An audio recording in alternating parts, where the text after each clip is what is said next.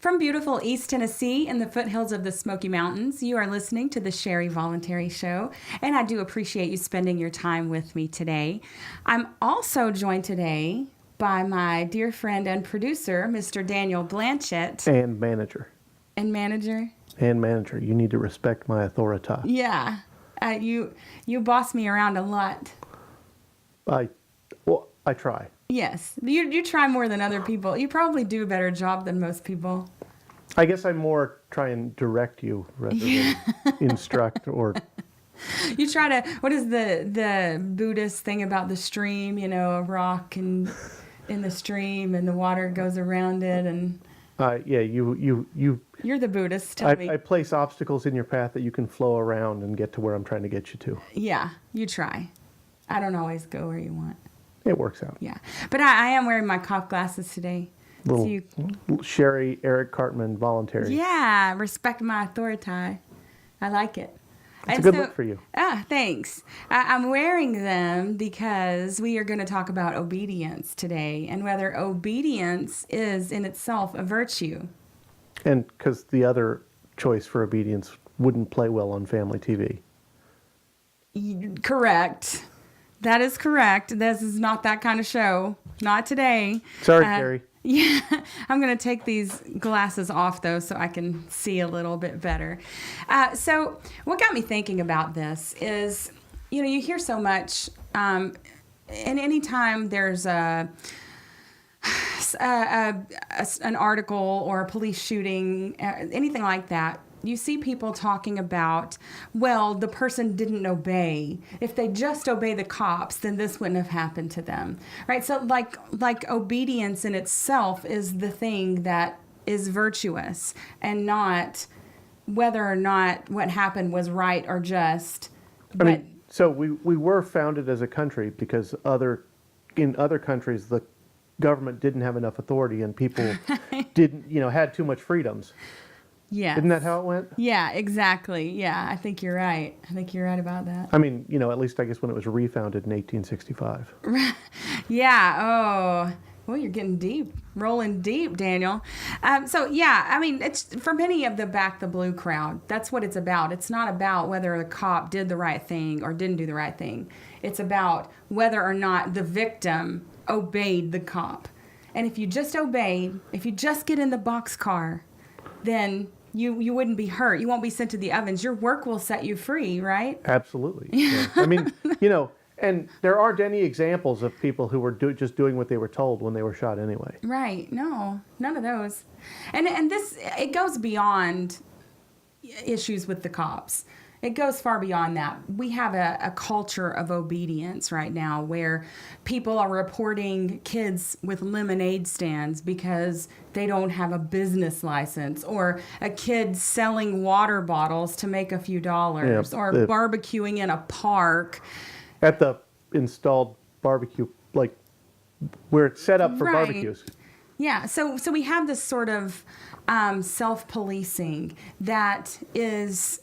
where people are, they don't even know necessarily what the other person is doing is within the law or not, but they don't view it as right. And therefore, they've set themselves up as the authority, as the hand of the authority, as the police themselves.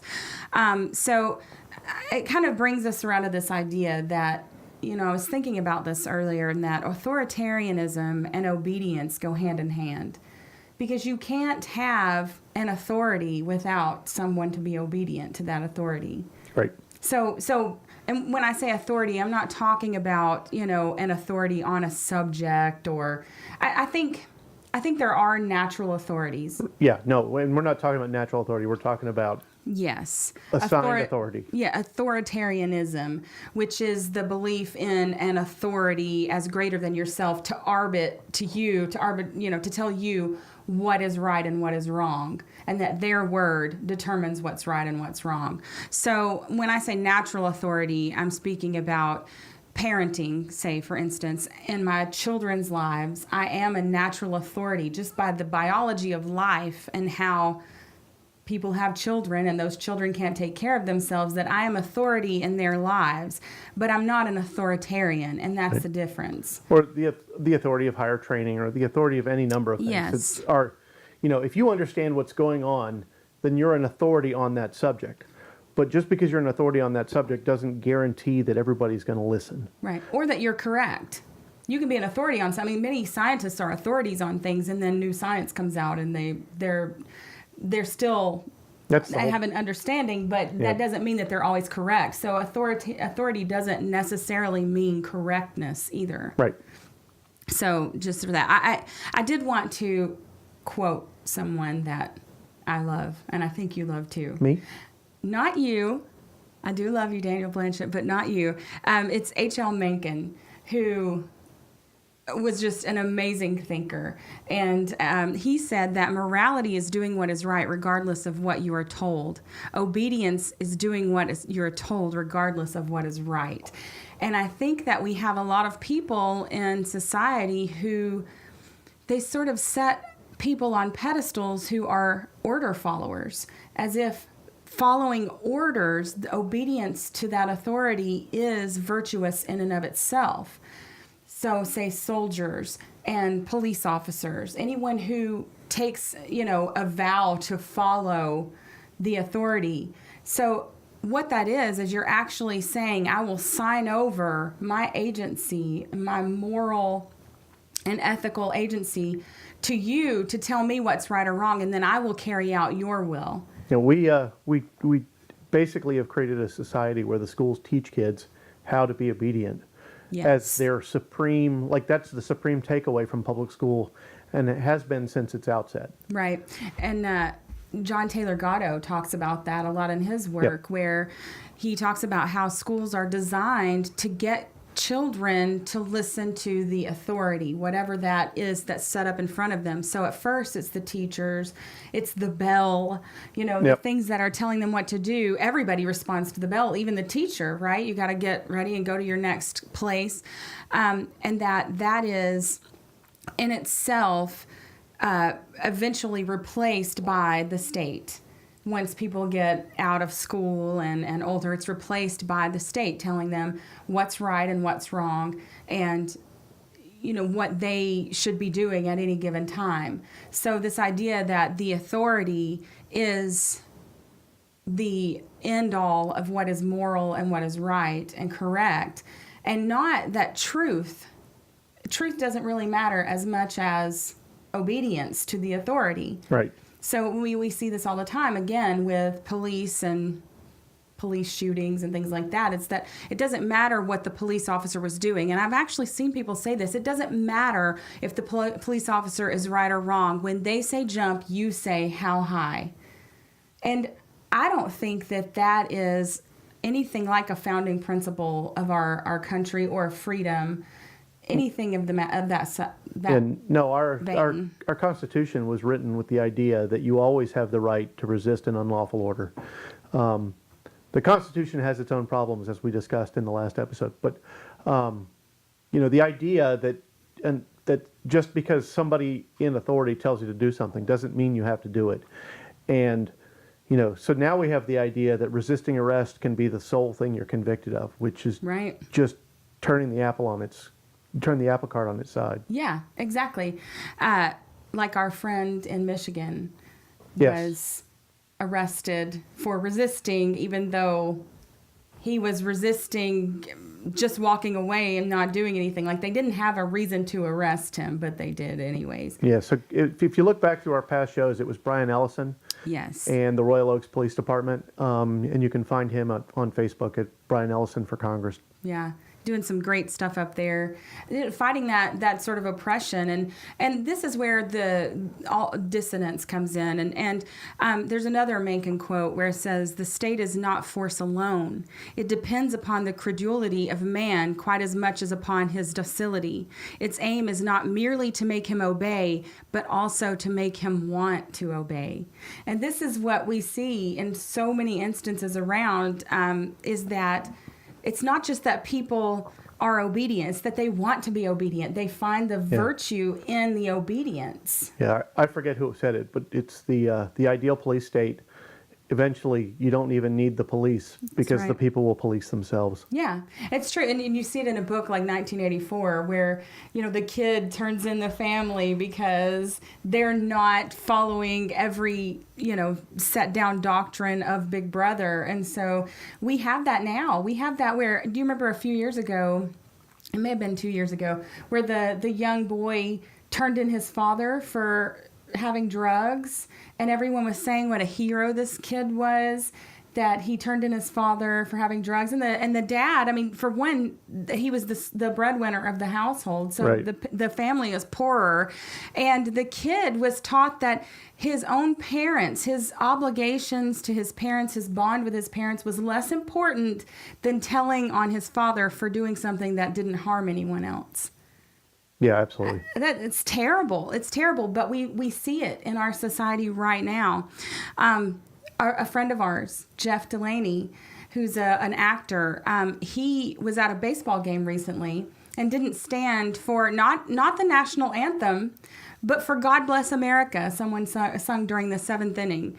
And so someone poked him in the back and said, "Let's respect our military, boys," and some lady was telling him to F you, the very idea that someone isn't showing the same obeisance to the things that you hold dear is worthy of you standing against that. And that's not virtuous. That is being indoctrinated to the mindset that everyone should live the way you do. And that's not an understanding of freedom whatsoever. Yeah. I don't get how people think that's a freedom mindset. No, absolutely. And for example, when I was in basic training, I was in the Army. When I was in basic training, one of the things they did to us every morning was they accosted us with "Proud to be American" by Lee Greenwood. Oh, God. And, a greater torture, that was definitely the worst part of my basic training. And I think that probably most of the people who went through about the time I did will agree. Yeah. This was in 1989, so before the current rising of the fervor of patriotism that Yes. that came about post 9/11. This was, you had to trump up a certain amount of patriotism in basic training to convince people that their indoctrination was for good cause. Because most of what basic training is about breaking down your sense of self and then building you back up into a perfect minion of the state. Yeah. And that also leads to a good point about patriotism. What is patriotism? And, what is true patriotism and false patriotism? And I think that we have this idea, to us, a lot of times I hear I'm a patriot, and it makes me cringe. But there is a true patriotism. Yeah, the patriots are the ones that shot the cops and broke the law and helped build our country took our country away from the redcoats. And what they call patriotism today are the guys that would be out there helping repair the wagons for the redcoats as they, and shoot Paul Revere as he was warning us that the cops were coming. Yeah, exactly. Or the people who killed Christ. Those were the police of that day. And I'm not suggesting that people should go out and shoot the police. What I'm suggesting is that we have to try and educate before it comes to violence in this country, because we're at a point where something's got to give. I mean, the police are the standing army that the founders warned us about. Yes. They are exactly that. And that's when you get tyranny. They said it over and over. This is not a good thing. You don't want a standing army. And so the police, it's not just that they do things that are unjust. That's not the main problem. The main problem is there's no justice when they do that. I mean, we know that people in any profession can be crooked or whatever. But it's the protection that they get from the state. It's the protection that they get from the fraternity of the police, from the police unions. It's the protection that they give each other, that thin blue line where they stand together against everyone and they'll lie for each other. They do it all the time. Thank God there are videos of it, and there are more people willing to step up and record and go after the police in these situations. I saw one the other day where these little kids, this police officer pulled a gun on little kids because they were in a neighborhood that is probably not very advantaged, we'll say, and they were watching him arrest their friend, and they were asking him questions, and they were calling him names, yes, and he pulled his gun on them. Pulled his gun. So I can't believe that he was afraid for his life, because the kids weren't being aggressive. It was a fully loaded assault insult. Assault insult, yeah. That's a good one.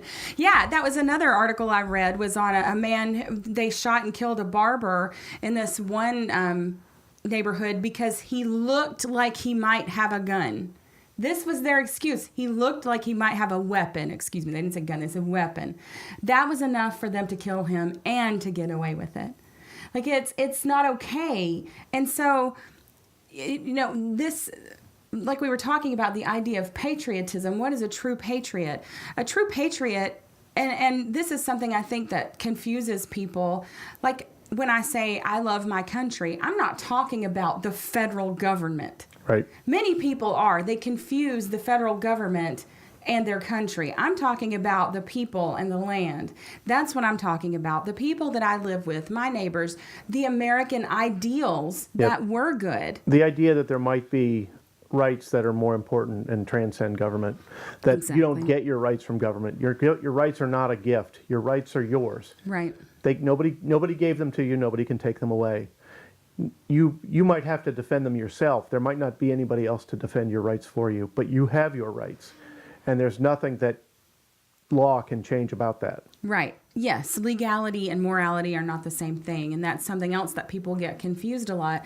But this idea of patriotism, and that patriotism is saying the pledge, and patriotism is singing the sacred songs, and that patriotism is standing at the appropriate time. I mean, that's more of a religion, like, not to dog Catholics, but if you look at Roman Catholicism, there are many times, and other religions as well, but this is the best example I can think of.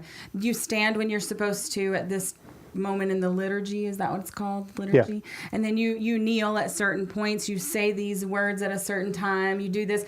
That's exactly the same rituals that you see within this false patriotism of you hoist the flag and you salute it and you bring it down and you fold it a certain way and you treat it, you put it in a special box, and you put your hand over your heart and you do all these different acts of obeisance. Yeah, it's there are rituals designed to enhance the feeling of community, but that when it stops being a voluntary action that you do to be part of a community and starts being something that you're required to do in order to show your fealty, that's right. And that there's this idea of pressuring you to do those things. That if you don't show the same respect I do, then I need to pressure you into it. Like, there's this, that's when you know it's like an indoctrinated mindset. Because if I want to say the pledge, and you don't, why is that an affront to me? Why do I find that personally offensive? Why would I? Yeah, no, I may make note of it and understand that you don't believe the same things I do, but I don't need to attack you for believing something different than I do. If what I believe in is strong enough, then the strength of that structure, that the righteousness of the cause should stand on its own. You shouldn't have to force anybody into it. Right. If your ideas are good enough, they don't require violence. Yeah, I was in an interesting conversation today with somebody on the Intellectual Debate Society on the internet. It's called, I think, Facebook. And this gentleman was talking about how, there's a natural hierarchy, and that, some people just naturally have authority over others. And I said that I don't actually believe that I believe that everybody is equal in hierarchy naturally. And you may have advantage in some places or in a disadvantage in others, but that's not a natural hierarchy. That's charisma, persuasion. Right. And one of the examples he gave was, you have to go to a job to earn a living, and you don't. You can be an entrepreneur, you can starve. You don't have to obey somebody else. You may choose to in order to get paid, but then you're receiving compensation for that choice. Right. You don't choose to be under the authority of the U.S. government. That's not a voluntary action, and therefore it's not a natural action. Right. That it's, if you don't have the option, like well, you can move to Somalia. Well, that's a different show. Google postcards from Somalia if you're interested. Yeah, I did that. But, you can't really choose to leave. The U.S. government won't let you leave. It takes almost 10 years to completely give up your And citizenship. $6,000 per person at this point. Yeah. Last I checked, anyways. But, so the idea that you can't give it up and, so you have to obey. Right. That's not what our country was founded on. And the fact, why should we? Why should I leave the place that I am just as connected to as you are because you don't like the way I think? Right. And when I think like the founders thought, like this is a ridiculous sort of mentality that I should leave because I don't like being oppressed by the state that forces me to do things that I don't want to do and support things that I don't want to support and gives my money that I've earned in, working a job or doing whatever I do to someone else. Like, by theft, by force. Like, right. Why is that okay for you to say to me, well, if you don't like it, leave? Then if that's the case, then when Obama was president, then they all should have left. Right. Because they certainly didn't like it and they made a fuss about it. It's like you can't ever win with the indoctrinated crowd. And it's both the left and right. They're the same thing. There is no left and right. They're both exactly the same. They just have different issues. This is what we try to get across to people is that the issues may be different, but the force, the violence, the brutality, it's the same. If you cannot choose not to bake a friggin' cake, you are a slave. That is slavery. Right. What else do you say to that? That says it. Yeah, so that's the left side, and the right has plenty of them as well. Preach. Raise your holy hands, right? So this idea that you're more of a patriot because you say the flag. I would say I'm more of a real, true patriot because I say, fuck the U.S. government. Let's figure out how we can all live together without them because we don't need their authority in our lives. It's a false authority. It's been pushed on us. I'm not going to go steal from my neighbor just because there's no government. Right. No, and to follow that up, nobody does the right thing because it's the law. Because the law is only it describes the penalties. It doesn't stop you from doing anything. You may choose not to do something because of a penalty, but more than likely you're choosing not to do it because that's not something you would do. Right. I don't choose not to steal from my neighbor because it's against the law to steal from them. Because odds are I would never get caught. You choose not to steal because it's not right to steal. Right. And, you choose not to kill because that's, it's antithetical. Like most people will only kill in extreme situations. Mm-hmm. There's this idea that some people say, well, morality is subjective and just because I think it's wrong to murder doesn't mean those people believe it's wrong to murder. And I would say that's not true. That when you can tell something is an immutable law, meaning that it is, universal, is that what I don't want done to me is what I should not do to others. That is, Christ called it, do unto others. Yeah. We call it the golden rule. Yeah, the golden rule has come up in every society on the planet. Right, because what you don't want done to you, you shouldn't do to others. That's something that every human can understand, and it doesn't require more law, and that not all laws are necessarily bad, but you don't need a law to tell you what is virtuous and what is not. And you don't need a government to punish people that don't understand that. Right. I mean, there are mental illnesses where people don't understand that other people feel things too. But society can handle that without having the force of government. You don't need men with guns. Right. Society can handle that. Yeah. Society has been handling that for as long as there's been society. That's what society is. And the force of the state, I guess we should say, because make this distinction that the state is different than governance.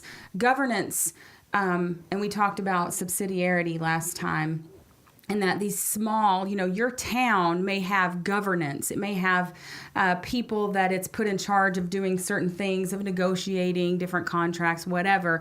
But the state is the force of a government. So your government may be contained within a state, which is what we have. We have a state that forces us to do things. It's the force behind any law that comes down from them that says they have the right to kill us or to put us in the rape cages because we do something they don't like. We smoke a plant they don't like, or we eat things they don't like according to where you are. You know, we look at things that they don't like. Like, there's all this stuff. And there are people that are actually calling for laws against people who don't stand for the pledge. Like, this is what people passes for freedom in our country today. You have the freedom to obey. That's the way they think about it. You don't have freedom. You just have the freedom to obey. Yeah, if your freedom ends when you're only going along with the majority, you don't have any freedom at all. Right. If you don't have the right to dissent and to say no, then you're not free. Yeah. You have no. It's just like speech. Popular speech doesn't need to be protected. What you need to protect is unpopular speech, which is dissenting speech. Just in the same way that you need to protect people's right to opt out and to say no.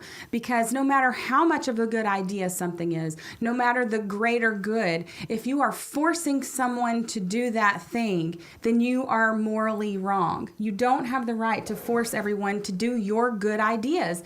Figure out how you can persuade that person or do it without them. Yep. But you don't have the right to make them. That is not freedom. Only when each individual has the right to say no is their actual freedom. So, I mean, otherwise, like we'd call, forcing sex on someone is rape because they didn't have the right to say no. They did say no and you still did it. That's rape. And in every other situation, it's the same thing.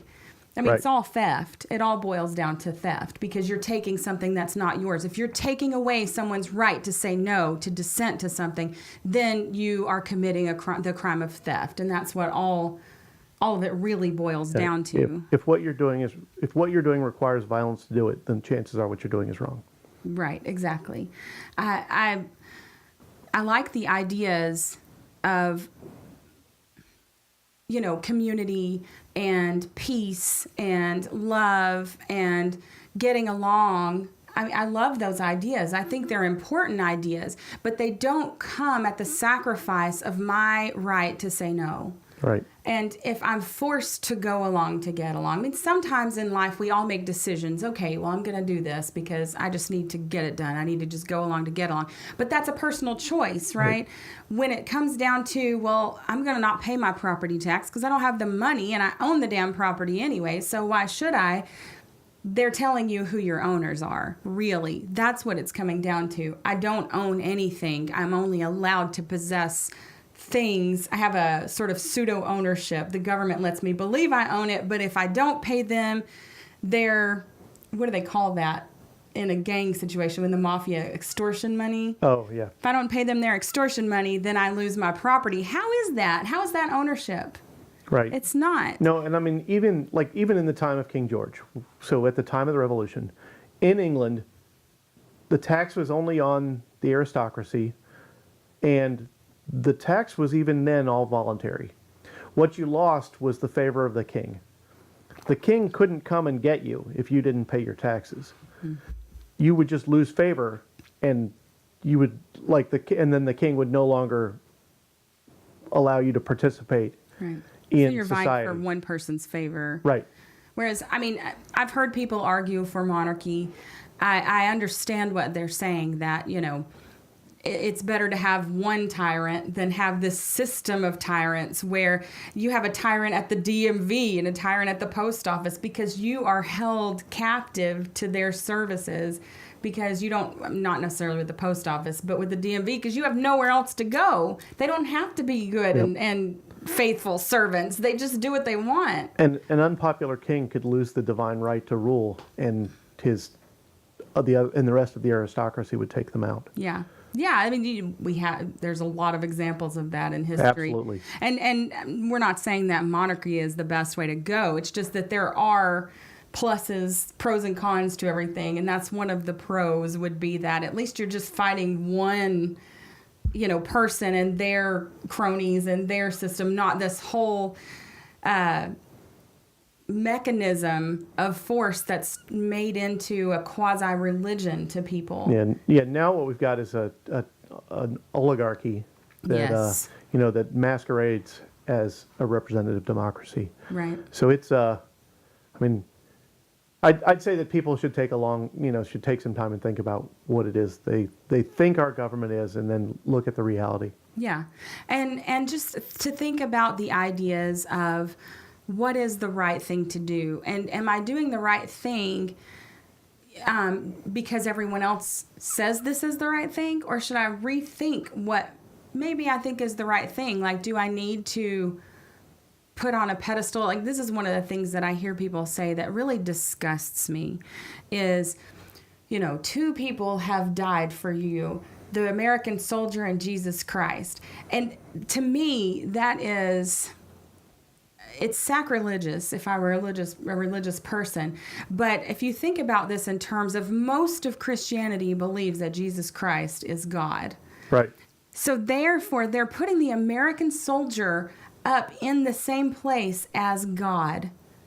And many of the people that say that are Christians. Like, I haven't come across too many people who aren't Christians who say stuff like that. But this is a way that they have idolatrized, I don't know what the word would be, but it's idolatry. I mean, if you believe in one God and that there are no gods before him, that is idolatry. Yeah. To put his sacrifice, I mean, I don't believe Jesus Christ is God, so I wouldn't say that, but it would still be, it's still offensive to me. Right. As a person who respects Christ and what he did and the things that he said. He was a dissident. He was a rebel of his time. He didn't obey everything the religious people said. He went against all of it. He turned it on its head, and then they murdered him for it with their police. They murdered him. And these are the people that would call themselves Christians are often the ones that are worshiping Rome, basically. Right. Yeah, and so people will bring up Romans 13 as an argument that government should be obeyed no matter what. But even the rest of the Gospels and the rest of the New Testament goes completely against that. Yeah. It was more an admonition to that when you have a God who is, or a government that is acting on the behalf of God, you should recognize that and respect it. But I think it's cherry picking for one, right. Because I don't think it's talking about the government at all. It's talking about the governance of the church. So you have to read things within context. And this is what people often do with Bible verses. They pick something out and make it, tout it as something that it's not necessarily saying. And it's certainly not straightforward. It's not an easy passage to understand. But if you just put that up against everything else, then you still have a mountain of things that say the opposite, that you ought to obey God rather than men. Yeah. Like all of these things, the bottom line is that you cannot give away your moral agency. You can't do that. So if you sign up for the police or the military or anywhere else, you cannot give up your moral agency and sign it over and say, you tell me what to do. Regardless of what is right and what is wrong, I'll carry out your orders, and think that you don't have any moral obligation. You are ethically and morally always obligated for the things that you do, and you're more obligated than the person who told you what to do. You're more guilty of that offense for following an order than the person who gave the order. Right. And so you can take that and expand it just a little bit. So if every government is acting on God's behalf, then how does war happen? Right. Because, if you're told by your ruler to attack somebody who's been told by their ruler, which one of them is doing God's work and which one isn't? Yeah. Were the Nazis, when they were loading the boxcars, doing God's will? I guess there are people that would argue that, but that's pretty wrong. Hateful. Yeah. And that's the thing. If you endow your government, the state, with religious authority, divine authority, then anything they do is right. So that means that anything Obama did that you didn't like was also right. Everything Stalin did. Every abortion is right because it's the law, right? It's the law. And if the law is divinely inspired and brought down, then then it's okay. So just like the Islamist would say that everything that their government, that in the imams and the things that come down from them, are those things divinely inspired, and are those all correct? Like, you can make anything you want correct and right if you give that power to the state. But God never gave that to anyone. If you believe in a God, he never gave that outside of yourself. He gave you free will. Yep. And the reason you have free will is because you are a moral agent, and you cannot relegate that or delegate that to anyone else. You are always a moral agent. You always, and unless you're mentally deficient, we're not talking about people who are mentally deficient. Normal people are moral agents, and you are always responsible for the things, the acts that you commit, the orders that you follow. So obedience in those terms is not a virtue. Yeah. You have, I guess, to wrap it all up, unless you would like to say anything else. Well, I mean, so like for just as a quick aside, today when I was driving over here, I was behind a truck, and on one corner of his window, he had the classic flag of the Republic at the time of the Revolution, "Don't tread on me." And in the other corner, it was the grayed out American flag with the blue line in the middle. Like, he didn't understand who was going to be doing the treading. Right. The Gadsden flag and the thin blue line Right. flag. Yeah. And that's the thing. They've been, all of that sacredness that's imbued in the American flag that people have believe in, and belief is the word. They've now put the police force within that it's never, you can't separate the two now. They're just as sacred. There's a giant subset of our population that is trying to meld obedience to state and the revolutionary spirit in the same idea. Yeah. Which means that, who are we rebelling against? Right. Who are you standing up against if you're supporting the cops? You're standing up to the free-thinking American. Yeah. And, is that really what you want to do? I understand the tendency to want to believe in your government, and the tendency to believe that people that are going against your government are bad. It's an easy thing to believe, especially post 9/11. That was a very traumatic experience. I knew people who died in 9/11. I was a big fan. I considered rejoining the Army. It was a time that was of great stress. That time was a long time ago today. That was 17 years ago. There are kids that joined the Army then that have kids now that are almost able to join the Army. That's how long we've been at this war. Mm-hmm. That's how long we've been, trying to build up this fervor and maintain it. And I think it's gone too far. Yeah. Oh, absolutely. And it's all it's done is expand power, expand that centralized power and the authoritarianism of our state.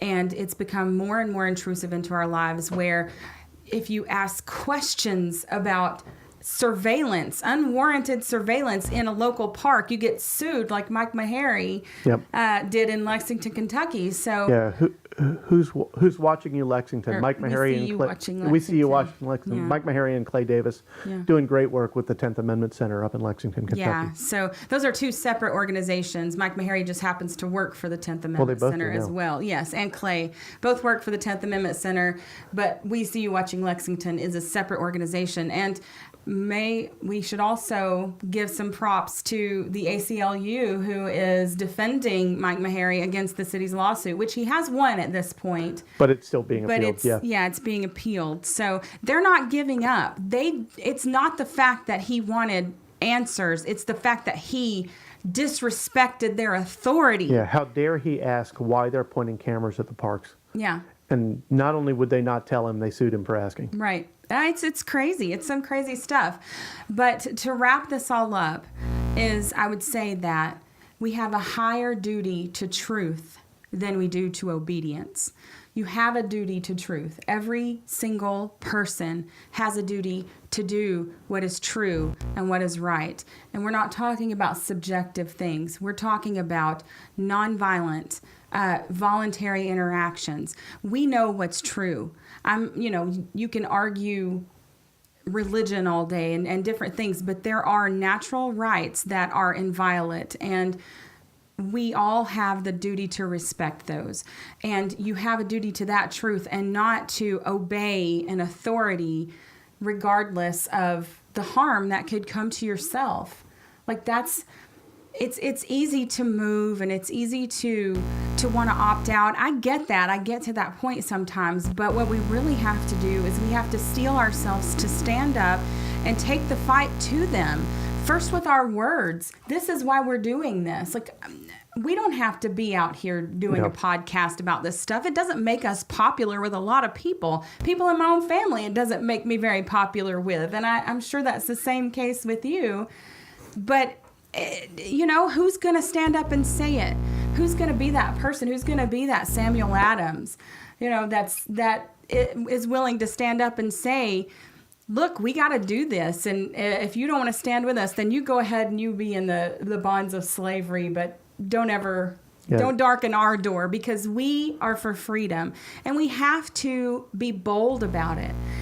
We don't have to be aggressive, but we have to be bold. We have to be willing to be the face of people who are willing to say enough is enough and this is not right. And you don't have the moral high ground because you're obedient. I have the moral high ground because I'm right, because this is true. Now, if you see somebody calling the cops on a kid who's selling water, get in their face. Yeah, absolutely. They could be murdered over that. Like, this is the thing. Every time you call the cops on someone, you don't know what. We had a friend in Georgia, a listener to my old radio show, Speaking Freely, who knew a man in Georgia when this happened. We covered it on the show. A wellness check was supposed to be done on his house. Someone called, and I don't remember if it was the wrong house. Yeah, they went to the wrong house. At like 4 a.m. And so the guy, they knocked on the door the way cops knock on their door. So they pounded on their door in the middle of the night. So the man got his gun and went to his front door and was shot through the window as he went to go answer the door. He didn't even get to the door, and they shot him in his own home. Do you think anything's happened to them? I think they probably got a medal. Yeah, I mean, it's ridiculous. I guess we should I don't find know out, that. But that's not. Yeah, that's just sarcasm. Yeah. But yeah, so we have. It's not to say that the cops always do the wrong thing. That's not what we're saying. What we're saying is that they have the authority to get away with murder. That's what we're saying. The state protects its own. The cops that are judges, when you go into a court of law, they're all cops. The public defender is a cop. They're all cops. They don't have your interests. They are state agents. And so we have to call this out. We have to say, this is not acceptable that a person who has every right to have a gun, to be in his home, and to get up in the middle of the night and answer the door with it should be shot through his window. And that's okay. Like, that's not all right. So, in closing, do your duty to truth. Do your duty to freedom, not to obedience. Obedience is not a virtue. And don't assume that whenever you see somebody standing up to the cops that they're the ones in the wrong. There's, the Good Samaritan wasn't the member of the popular society at the time. Those were the outcasts helping their neighbors. You don't... Just because you're in the in crowd doesn't mean you're right. And just because somebody's not in the in crowd doesn't mean they're wrong. Yeah, that's true. All right, guys. I think that's enough of our anarchist rantings for the day, don't you? Yep. So check out Sherry's other show, Postcards from Somalia. Yeah, I think you're really going to like it. It's a lot of fun. Yep. Check out The Gold Standard with Alan Mosley. Yes, my buddy. And, check out our website and interact with us. We'd love to hear from you. Yeah. If you've got an idea for something we should do as a show, let us know. Yes, please do. You can always contact us at the Sherry Voluntary Show on Facebook, and we love to hear your ideas. So take care. Peace. Thanks. Good night, folks.